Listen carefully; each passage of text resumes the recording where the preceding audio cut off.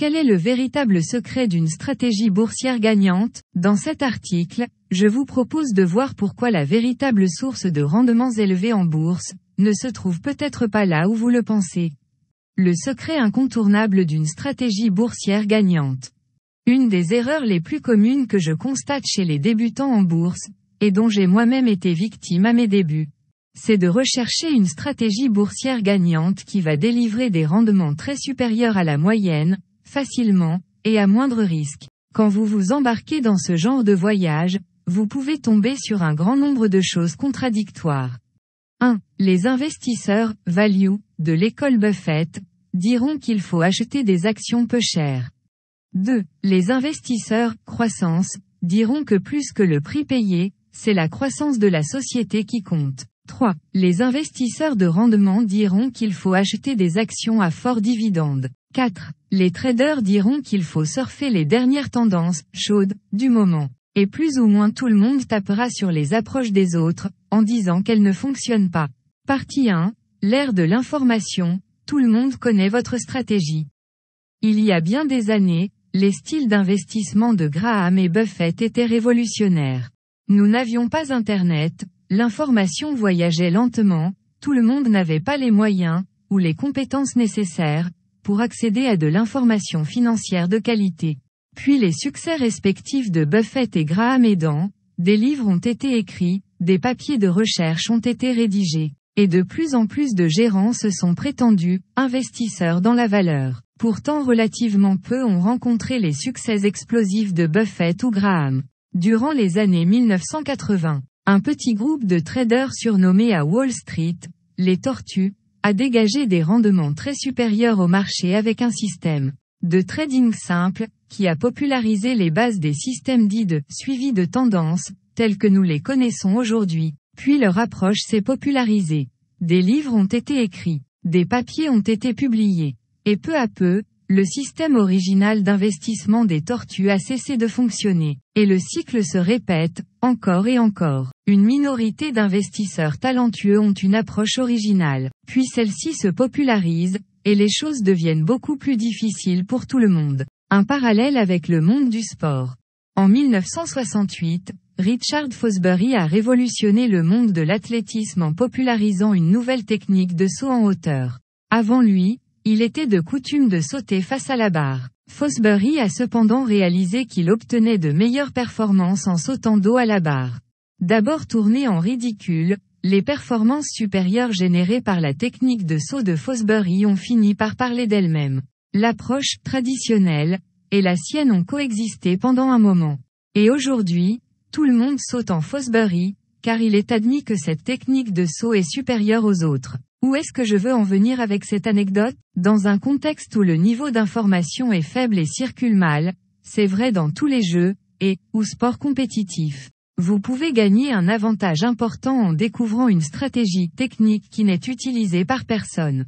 Dans un contexte où le niveau d'information est élevé, et circule de manière quasi instantanée, votre avantage se situera plus dans les subtilités de la mise en œuvre que dans la technique elle-même. Dans un monde où tout le monde saute en Fosbury, la seule manière de se démarquer, c'est de sauter en Fosbury mieux que les autres. Partie 2. Quand la part du gâteau est de plus en plus réduite. Aujourd'hui, nous sommes loin d'être dans un monde boursier où il est possible de se différencier en utilisant quelque chose que personne n'utilise. Comme l'histoire du saut en Fosbury, la plupart des approches boursières, optimales, ont été trouvées depuis longtemps. Et si vous n'utilisez pas une des approches qui fonctionnent de manière éprouvée, typiquement une variation autour de la croissance, de la valeur ou de la qualité, vous utilisez probablement une approche sous-optimale. Comme dans tous les jeux compétitifs, matures, quand une approche gagnante devient trop largement utilisée, l'avantage qu'elle confère diminue, et les choses se compliquent. Ce qu'il faut pour réussir dans un contexte toujours plus compétitif. Vous voyez-vous comme un investisseur, value. Aujourd'hui tout le monde veut acheter ses actions avec une décote, et vous n'irez sans doute pas très loin si votre approche se résume seulement à acheter des titres à faible PER. Vous débutez en trading, et vous avez décidé de trader les breakouts, tout le monde trade les breakouts. Vous faites du trend following, tout le monde fait du trend following. Ce sont des stratégies tellement populaires qu'elles sont omniprésentes sur les réseaux sociaux. Dans ce contexte, la source de votre avantage compétitif devient moins la stratégie que vous utilisez, et plus la maîtrise que vous en avez par rapport aux autres, du moins. Tant que vous en choisissez une qui fonctionne bien entendu. N'oubliez jamais une chose en bourse, les rendements en excès que vous obtenez, au-delà de la création de valeur de la société, proviennent d'un seul endroit, la poche d'un autre trader ou investisseur.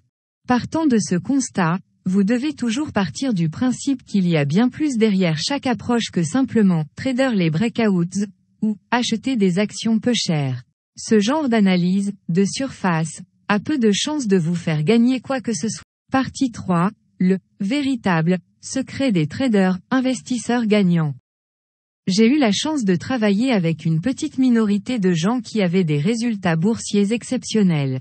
Des traders avec 100% de performances annuelles, auditées, et plusieurs années de suite, des investisseurs qui battent le marché année après année. Et ce qui est fort en discutant avec eux, si vous leur demandez leurs conseils, c'est qu'ils vous répéteront grosso modo la même chose que tout le monde, minimisez vos pertes, laissez courir vos gains. Achetez des actions qui montent, ne payez pas trop cher. Mais tout le monde sait cela. Et souvent leur avantage ne réside pas où ils vous disent qu'il est. L'exemple de l'analyse technique et du trading. Prenons l'exemple du trading. Contrairement à l'opinion populaire, l'avantage de certains traders ne réside pas dans l'analyse technique, d'où la critique qui lui est souvent adressée, à savoir que l'analyse technique ne marche pas. Il réside dans le fait que l'individu que vous avez en face voit passer des actions et des graphiques boursiers depuis 20 ans, et qu'il y voit des choses que vous n'y voyez pas. Le tout additionné à un système de risk management strict, et à une adaptation constante à l'environnement de marché. C'est ce qu'on appelle la mémoire procédurale, et c'est la même chose qui fait que si vous donnez une partition à un musicien qui a 10 ans d'expérience, et à un musicien qui pratique depuis 6 mois, vous obtiendrez des résultats très différents, malgré un support initial identique. Le talent n'est pas dans la partition. La différence entre un trader pro et vous, c'est que là où vous allez prendre 20 trades, 10 vont marcher, et 10 ne marcheront pas. Lui prendra 20 trades, 11 vont marcher, 9 ne marcheront pas. Et sur le long terme, c'est ce qui fera toute la différence.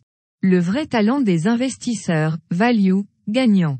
De même côté investissement, tout le talent d'un investisseur, value, ne consiste pas simplement à acheter des actions sous-évaluées, mais surtout à savoir éviter les value traps, des actions qui sont décotées pour de très bonnes raisons, et qui sont difficiles à différencier des vraies opportunités. La différence entre une opportunité et un value trap peut être très compliquée à expliquer en quelques mots à un investisseur novice, et même les pros se trompent régulièrement. La différence entre un pro et un amateur peut parfois se résumer à un pourcentage d'erreur légèrement inférieur, et à une meilleure gestion des risques. Partie 4, stratégie boursière gagnante, le problème de la cyclicité. Un autre problème important qui risque de se mettre en travers de votre chemin dans votre recherche de la stratégie ultime, c'est la cyclicité propre à chaque style d'investissement, qui explique qu'il continue de marcher, mais que si peu de gens soient capables d'en tirer les bénéfices.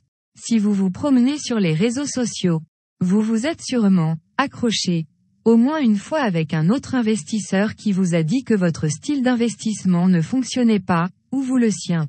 Tout d'abord, le fait qu'un style d'investissement n'ait pas marché pour vous ne signifie pas forcément qu'il ne fonctionne pas.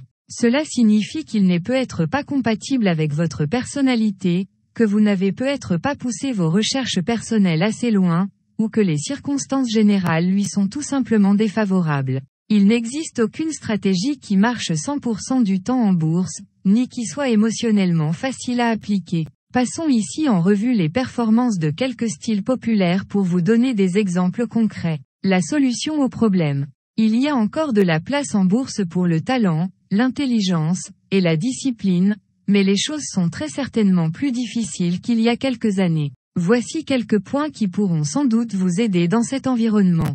1. Être un spécialiste de votre approche. Un marché mature est un marché de spécialistes. Dans un contexte où tout le monde fait grosso modo la même chose, la différence se fait dans les détails, et dans la qualité d'exécution. Tout ce qui peut minimiser de quelques pourcents votre risque d'erreur, ou augmenter votre espérance de gain de quelques pourcents est bienvenu. Comprendre les grands principes de votre approche est aussi important que d'en maîtriser les subtilités. 2. Remettre la création de valeur au centre du processus. Il y a deux types de retours en bourse, les rendements issus de la valeur ajoutée créée par une société, et ceux générés par la spéculation. L'investissement à long terme a tendance à mieux marcher, car la richesse que vous captez est majoritairement issue de la création de valeur des sociétés que vous avez en portefeuille. La spéculation est un jeu à somme nulle. L'argent que vous gagnez provient de la poche d'un investisseur, trader perdant en face de vous. Dans un contexte très compétitif. Cela peut aider de choisir une approche qui n'implique pas de toujours devoir être plus malin que la personne d'en face pour gagner. Approche qui paye surtout quand la compétition est de faible niveau. 3. Développez votre intelligence situationnelle. Beaucoup d'investisseurs ont tendance à être parfois un peu sectaires dans leur approche, du type « le style X fonctionne, tous les autres sont mauvais ». Une fois que vous aurez accepté le fait que tous les styles ont leur moment de gloire et leur moment de passage à vide, cela vous permettra de gagner en ouverture d'esprit. Partant de ce constat, vous pourrez développer votre intelligence situationnelle. C'est-à-dire être mieux capable d'identifier quand votre style d'investissement a le vent dans le dos, quand vous jouez en mode facile, et quand les conditions générales vous sont moins favorables. Cela passe, entre autres, par le fait de maîtriser en profondeur votre approche, et à ne pas copier-coller des méthodes boursières sans les comprendre. Cela peut être clé pour générer quelques pourcents de rendement supplémentaires par rapport à des concurrents moins éclairés. Conclusion. Comme nous l'avons vu ici, les marchés boursiers sont un environnement compétitif, et cela ne va probablement pas aller en s'améliorant. Avoir bien conscience du type d'environnement dans lequel vous évoluez peut être un premier pas vers le fait de prendre de meilleures décisions. Le monde financier a tendance à se nourrir de la naïveté des nouveaux arrivants, aussi prenez bien soin d'être aussi informé que possible avant de vous lancer. Vous pourrez déjà éviter de nombreux écueils en évitant la spéculation, et en ayant une vision à long terme. Et en gardant en tête que le jeu de la surperformance boursière est un jeu difficile. Il est joué par beaucoup, et gagné par très peu. Team Rich Bourse. Le manque d'éducation financière ou la méconnaissance des véritables véhicules d'enrichissement sont souvent à la base de la plupart des difficultés financières rencontrées. Spécialisé dans le conseil et l'interprétation objective de la santé financière des sociétés cotées de la BRVM, Bourse régionale des valeurs mobilières. Notre objectif est de vous faire découvrir les bases de l'indépendance financière par la bourse.